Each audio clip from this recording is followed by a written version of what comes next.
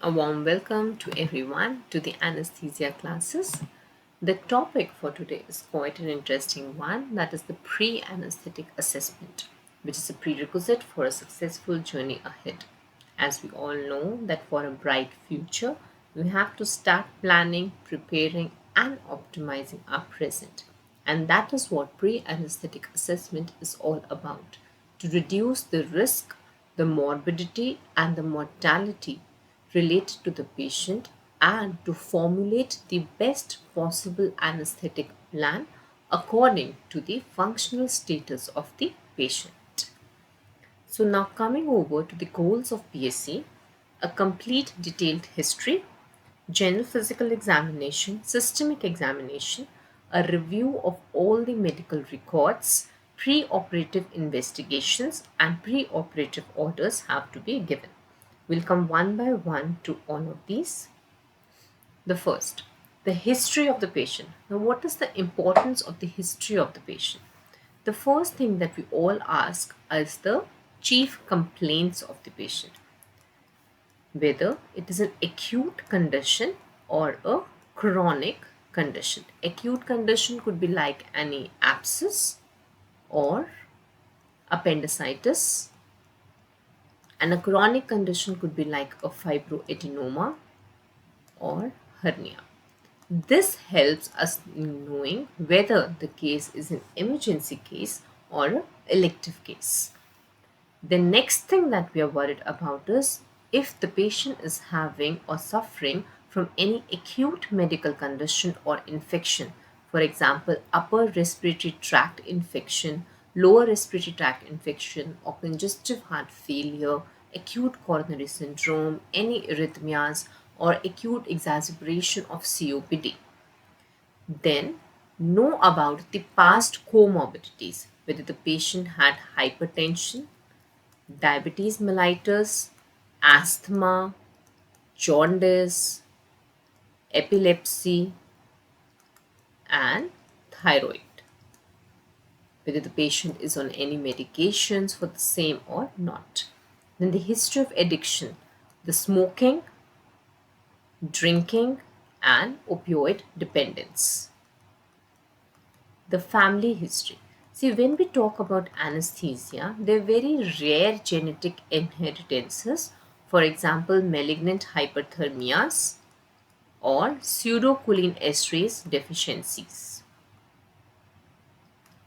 Menstrual history. Please remember, if we are dealing with a woman of reproductive age group, kindly ask the last menstrual period to rule out pregnancy before taking up the case for operation. Then the treatment history or the past anesthetic history. The treatment history for any comorbidity or the current condition the patient is suffering from, or the past anesthetic history, surgical history. There are many people these days, especially, who are very much aware of whether they had a difficult spinal or a difficult intubation, or whether they had any allergies like from NSAIDs or from certain antibiotics. And when we are dealing with the pediatric case, immunization history is equally important. Coming over to the general physical examination, before that, we have certain definitions that are very, very important to know. First, what is an emergency case? See, an emergency case is a threat to life or limb if not operated within 6 hours. That is, you have very limited time for evaluation and optimization of the patient. What is an urgent case? An urgent case is again threatening of life or limb is there, but you have 6 to 24 hours in your hand and minimal clinical investigations or evaluations can be done, but the patient has to be operated within 6 to 24 hours. Time sensitive procedures are those procedures which have to be operated within 1 to 6 weeks. Mostly the oncological procedures fall into this category. Then elective cases are the cases in which the patients can be optimized and the patient can be postponed till 1 year. Let's have a quick recapitulation of the same. What are emergency cases? Emergency cases have to be operated in less than 6 hours. Urgent cases, They have to be operated within 24 hours. Time sensitive cases, we have 1 to 6 weeks time, and elective cases can be postponed till 1 year. Then comes low risk cases and high risk cases. The low risk cases in which the major adverse cardiac event rate is less than 1%, and high risk cases where the risk is more than 1%. Now, coming over to the general physical examination, we have to know the decubitus, whether the patient is cooperative, conscious, orientation, and responsiveness of the patient. If the patient has come to a casualty, then you have to know the Glasgow Coma Scale. Then, talking about the nutritional status of the patient. When we talk about the nutritional status of the patient, in the pediatric patient, we can have the mid-arm circumference to know the proper nutrition of the patient. And when we are dealing with an adult, then we can have your body mass index. The normal range of body mass index is 18.4 to 24.9 kg per meter square. That is your weight upon your height in meters. Above 26 kg per meter square, it is falls into the category of obesity. Now, why it is so important to know? Because in India specifically, we are worried about two things. One is the anemia and other is the hypoproteinemias. And it is best that both these conditions should be optimized before taking up the case, because if the patient is anemic, then hemoglobin, which is the main indicator for the oxygen carrying capacity, is less. So the patient under adverse conditions could have tissue hypoxias leading to acidosis, and the reserve of the patient is impaired, and thus they are more prone for such complications. Second, hyperproteinemias. It is very important to know that albumin is one of the main factors which can lead to delay in wound healing. So hypoalbuminemia are known for delay of wound healing. Then we have to take the vitals of the patient, the heart rate, rhythm, volume, radioradial or radiofemoral delay, the systolic, diastolic, and the mean arterial pressure, the saturation of the patient, and whether the patient is febrile or not. And as we are anesthesiologists and have to deal with the airway, so dentition is also very important.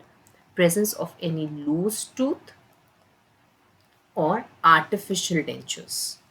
This is what is important for us, whether the patient has any artificial dentures. Please remember one thing, artificial dentures, if removable. For bag and mask ventilation, please listen carefully. For bag and mask ventilation, it is always better to have your dentures in place. But when it comes to intubation part, the dentures should always be removed. So remember, when we are intubating the patient, the dentures, the removable dentures should always be removed before attempting the intubation. Then we have to look for the pickles, pallor, that is anemia already explained. Icterus. Icterus is important because liver is the major organ which is responsible for the metabolism of the anesthetic drugs. Then clubbing. This could be a surrogate marker for major systemic problems. Cyanosis. In cyanosis, the star question that comes is, below what levels of hemoglobin cyanosis can never be diagnosed? That is 5 grams per deciliter. Then edema. Again, edema could be a marker of systemic illnesses which could involve your vital organs like heart, kidney and liver. Lymphadenopathy. The lymphadenopathy could be present because of some reactionary, or it could be a marker of carcinoma. Then jugular venous pressure. Increase in JVP could point towards congestive heart failure, or decrease in JVP could point towards hypotension. Then the systemic examination. See, in systemic examination, we have to examine all the systems of the body: inspection, palpation, percussion, and auscultation. When we talk about cardiovascular system, The S1 and S2 heart sounds or any abnormal murmurs have to be ruled out. Respiratory system, bilateral breath sounds have to be checked. Chest expansion has to be checked, whether any abnormal breath sounds like wheeze or crepitations are present or not. Endocrine system, your thyroid, and if the patient is a known diabetic, then please look out for all the systemic manifestations of diabetes. Neurological, the superficial and the deep reflexes are checked, the deep and the superficial reflexes. The gastrointestinal or hepatobiliary system has to be checked to look for any organomegaly. Genitourinary system and the musculoskeletal system, especially our spine. So a detailed systemic examination is must for any patient who has been taken whether in regional anesthesia, general anesthesia or under monitored anesthesia care. Now coming over to the most important examination, because when we talk about the morbidity and the mortality related to general anesthesia, the prime reason for the same is difficult airway or failed intubations. So airway assessment is very important to predict and to prepare ourselves with the appropriate technique, equipments as well as personnels if we are going to deal with difficult airway. What is actually an airway? Airway is nothing but a passage through which air or gases pass during respiration. And do you know which part of airway is most vulnerable to obstruction? Yeah, that's your upper airway, which is the most vulnerable to obstruction. So when we are talking about the airway management, we have four essential components of it. The first is the bag and mask ventilation, laryngoscopy and intubation, placement of a supraglottic device, and performing the surgical access to the airway. So one by one we'll be dealing with all of these. The first one, the bag and the mask ventilation. See, when we are assessing the airway for bag and the mask ventilation, we have to know the importance of bag and mask ventilation first. This is how you make the seal when you're holding the mask over the face of the patient. This is a C and a E technique. C and E technique. And the second is the jaw thrust maneuver. To make the airway patent, because all your anesthetic gases or drugs eventually lead to loss of the airway muscle tone and thus the tongue falls and obstructs the airway. See, the importance of this lies in the fact that oxygenation is must for the human body. If tissue hypoxia is there, our human reserves only give us 8 minutes for irreversible damage of the brain cells. And that is the importance for bag and mask ventilation and appropriate chest rise. So the predictors for difficult bag and mask ventilation could be beard. See, if suppose a beard is present here, so the formation of the seal will be very difficult. And how can you overcome it? By using Opsite films, Vaseline or a bandage. Obesity. Suppose this is a short neck or the neck circumference is very large, like 43 centimeter and above.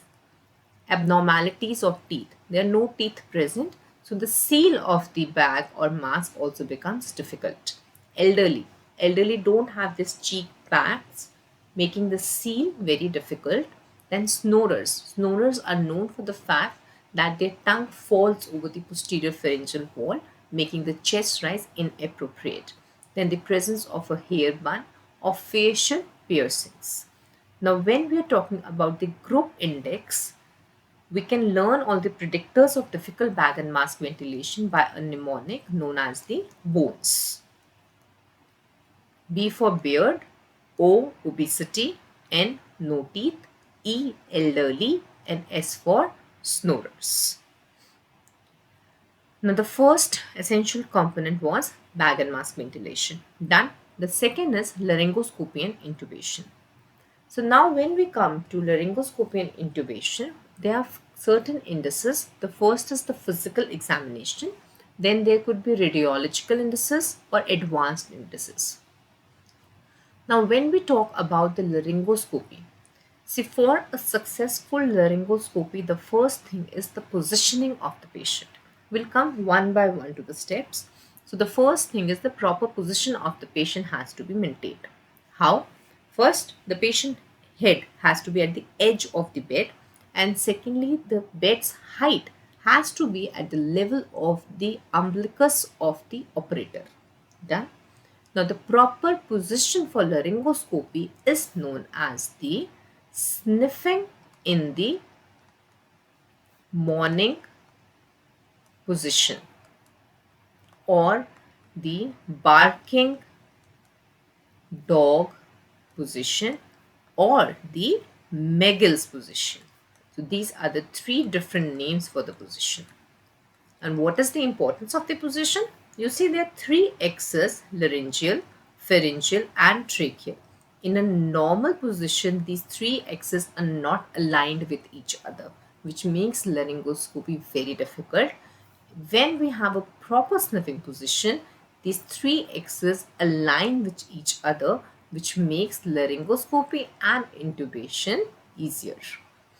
What is the appropriate sniffing position? So the appropriate sniffing position is we should have flexion at the cervical vertebra, that is C2 to C5 of 25 to 35 degrees, and extension at the atlanto-occipital joint of 75 to 85 degrees, and rotation at the head and the neck of 70 to 75 degrees. I repeat, there has to be flexion at the lower cervical vertebrae of 25 to 35 degrees, extension at the atlanto-occipital joint by 75 to 85 degrees, and rotation by 70 to 75 degrees. This is the appropriate. Now, how do you test for the same? The testing can be done by, first is the Delicken's test. This is the Delicken's test, in which one finger is kept at the occiput, the second finger is kept at the mentum, and the patient is said to extend the AO joint. If this finger moves up from the occiput finger, it means the extension is appropriate. The second is to test for the flexion, in which the mentum is flexed till the manubrium sterni. And if the patient is able to flex, then the flexion can be appropriate.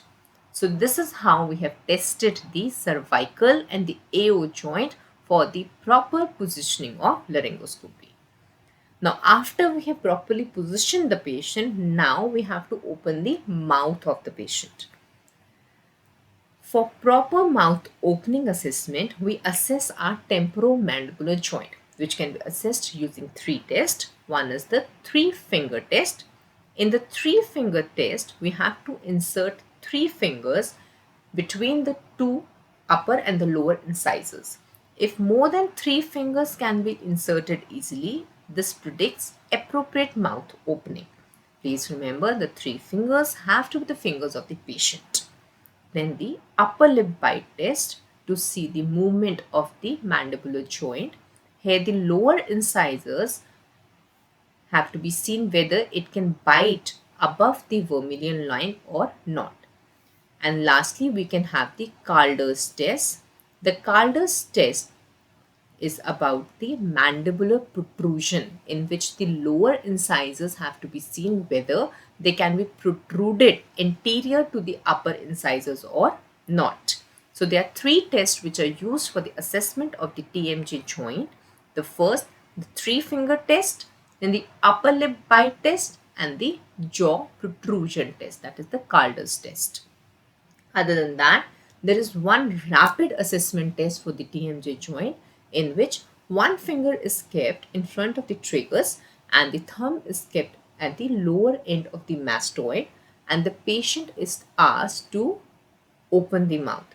If we are able to indent this one finger just in front of the tragus, it means there has been a appropriate opening of the mouth because of the movement of this joint.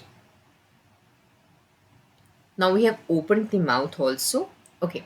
Now these two are the indirect markers of your joints, which is the prayer sign and the palm print sign. Here you can see the patient is not able to approximate the two palmar surfaces because of the stiff joints involved, and here also there are absence of the markings. These tests are generally used in assessing the airway of diabetic patients. In diabetic patient, what happens is there is glycosylation of collagen, which leads to a condition which is known as chiroarthropathies, also known as stiff joint syndrome. And this could predict the stiffness at the cervical or the AO joint or your temporomandibular joint. These are the indirect markers of difficult airways, prayer sign and palm print sign. After we have assessed the movements, the opening, now let's see where our laryngoscope will go. So we have to assess a submandibular space, that is the interior to larynx space, in which a tongue will be pushed and a laryngoscope will be introduced. For that we have certain distances. Distance from the mentum to the hyoid bone has to be around more than 6 centimeter. Mentum to the hyoid bone. Then the distance from the hyoid to the thyroid, thyromentum distance has to be around 6.5 centimeter. Then distance between hyoid and thyroid has to be more than 4 centimeter. And eventually the length of the mandible from the mandibular angle to the mentum, it has to be around 9 centimeters. I repeat, the distance from the mentum to the hyoid has to be more than 6 centimeter. From the hyoid to the thyroid has to be more than 6.5 centimeter. The distance between the hyoid bone and thyroid notch has to be more than 4 centimeters, and the mandibular angle to mental symphysis distance has to be more than 9 centimeters. These three are the recently introduced distances. The first is the ratio of the patient's height to thyromental distance. For predicting a difficult airway, it has to be more than 23.5 centimeter. So appropriate is less than 23.5 centimeter. The ratio of neck circumference to thyromental distance, generally used in the case of obesity, it has to be less than 5. The ratio of neck circumference to thyromental distance. And lastly, and the most important one is, which is the single best predictor out of all of these? That is your sternomental distance. That is the distance from the mentum to your sternal notch. That is your sternomental distance. It has to be more than 12.5 centimeter for an appropriate airway. This is the single best predictor, also known as the Shava's test. I repeat, the single best predictor if asked is the sternomental distance. Now, after assessing that yes, space is present for the introduction of the laryngoscope, we'll talk about how do we assess the adequacy of the oropharynx. That is the appropriate ratio of the tongue and the oropharynx. And this is by using your modified Mallampati grading. Modified Mallampati grading, which have 4 classes. 1, 2, 3 and 4. As you can see, what we do is actually we ask the patient to sit in front of us at the level of our eyes. He's asked to open his mouth, pull out his tongue, but no phonation or R is said.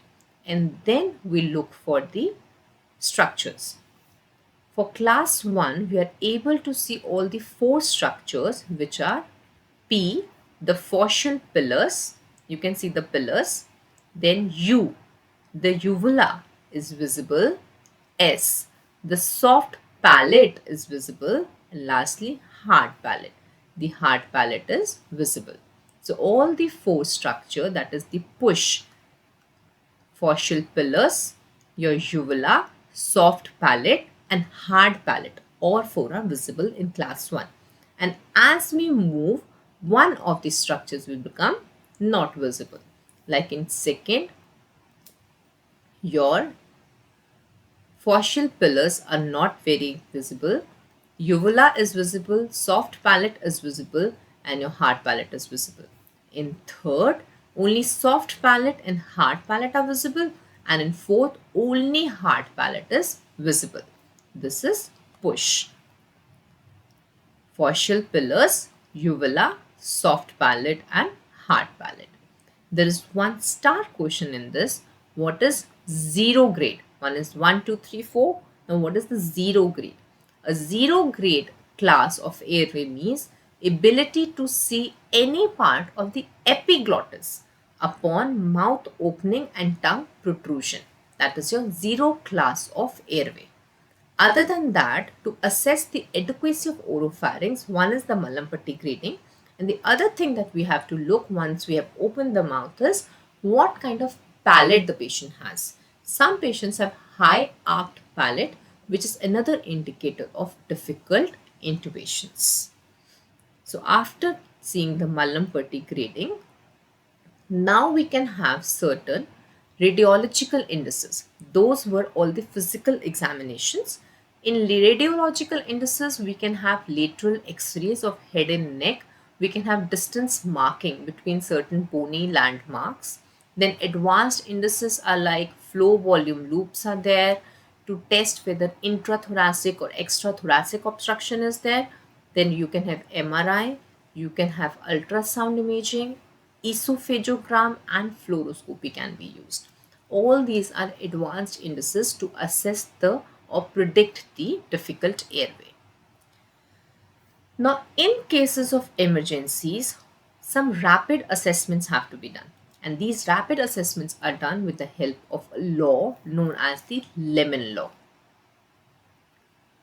L.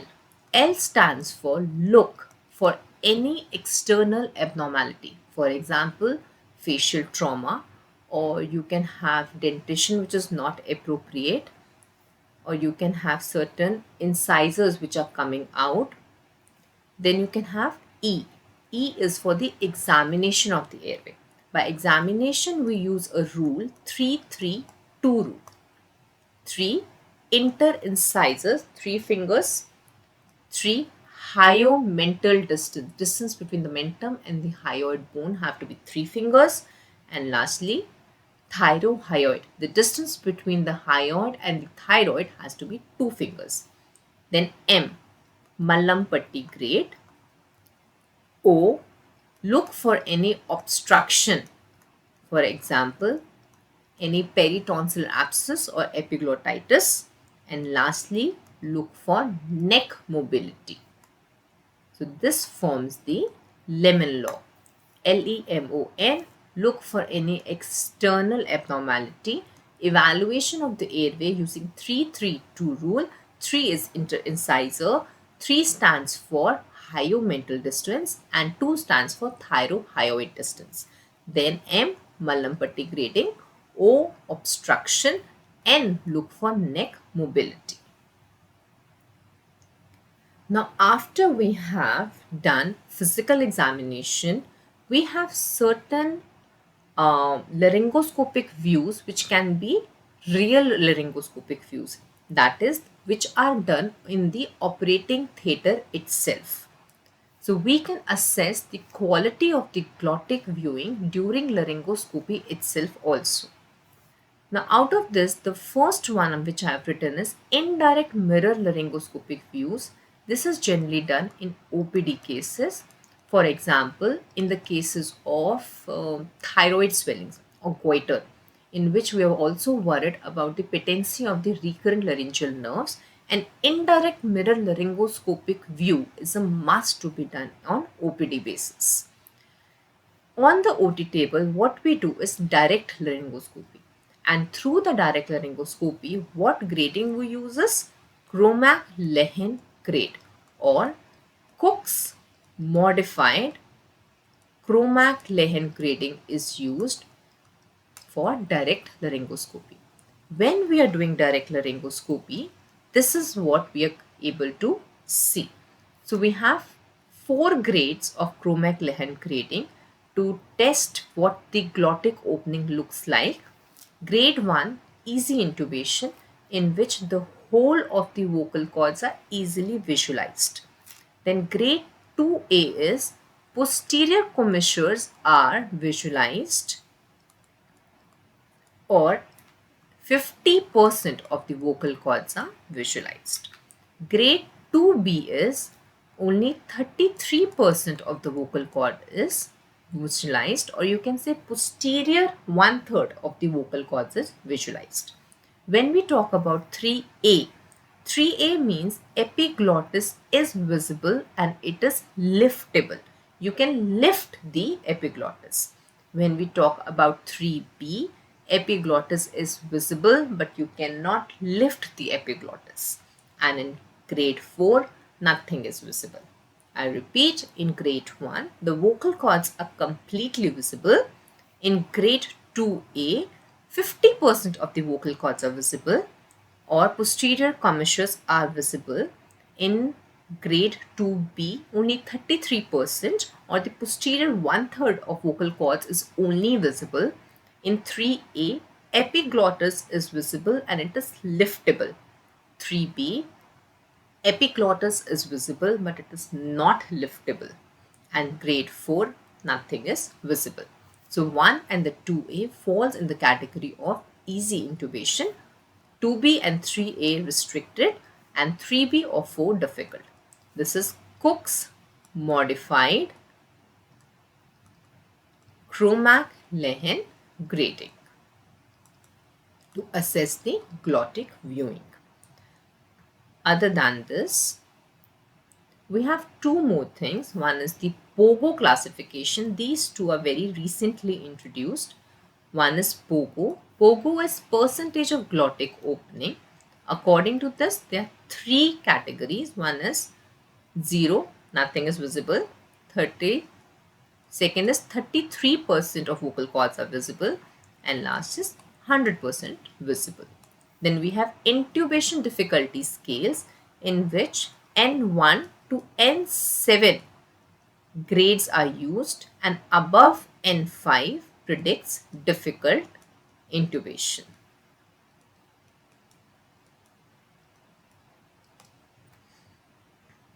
So moving forwards from this,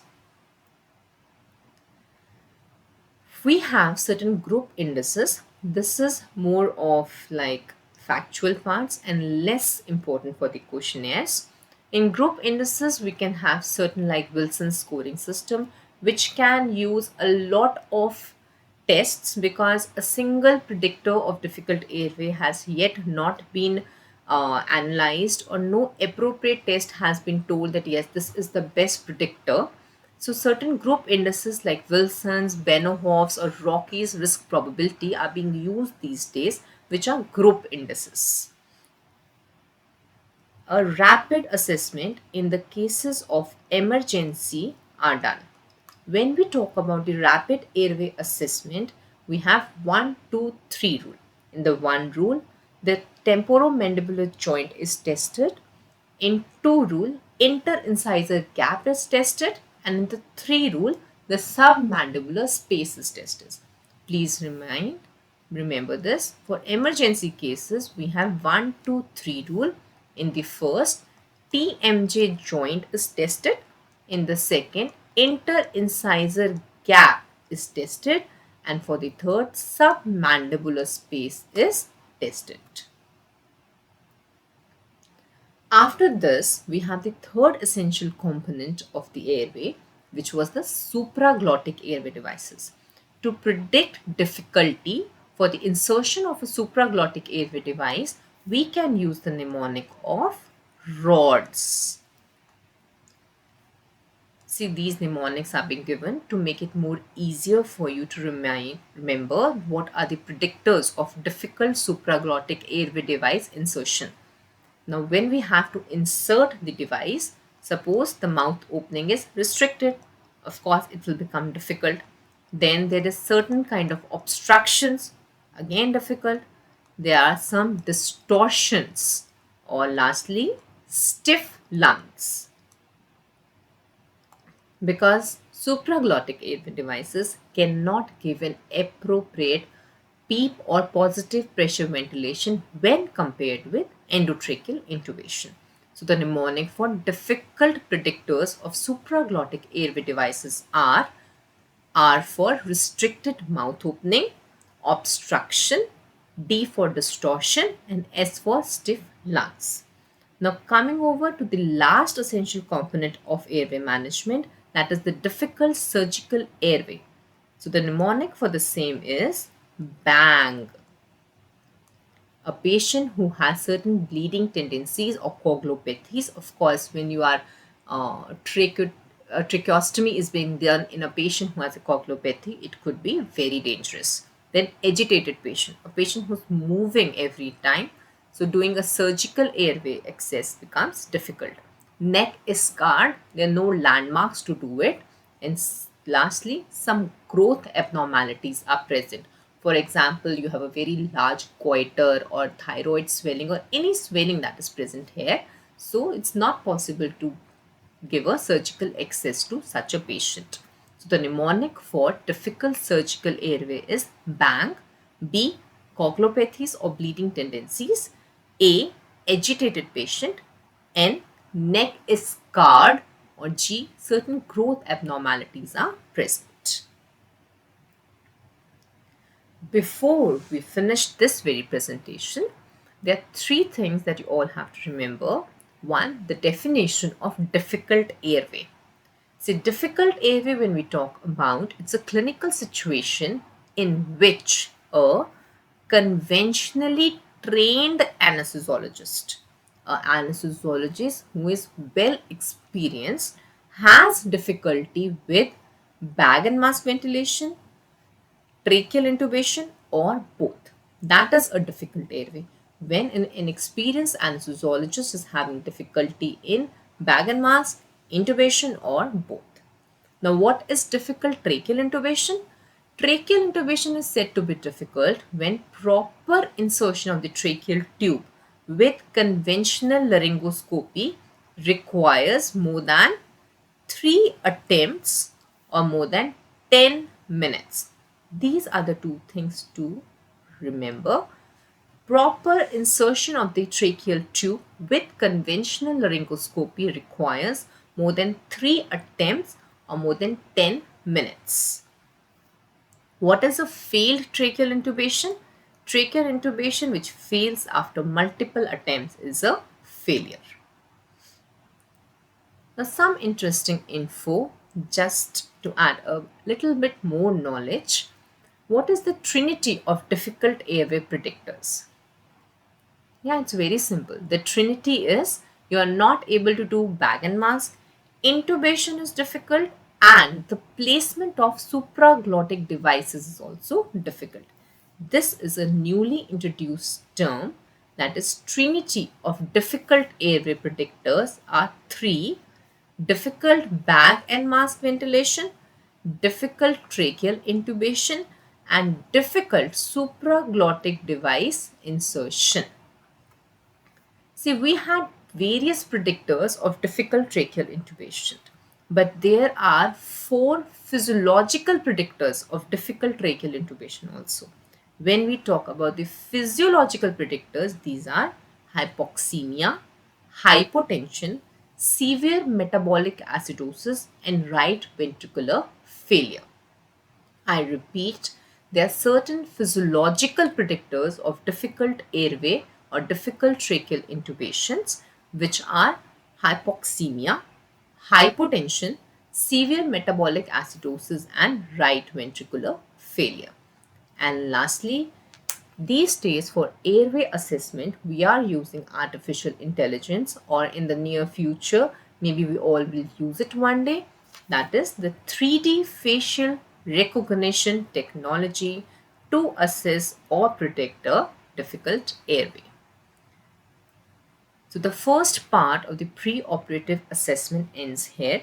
In the upcoming session, we'll have a review of the medical records, a review of the comorbid conditions, the pre-operative investigations, and pre-operative orders. Thank you.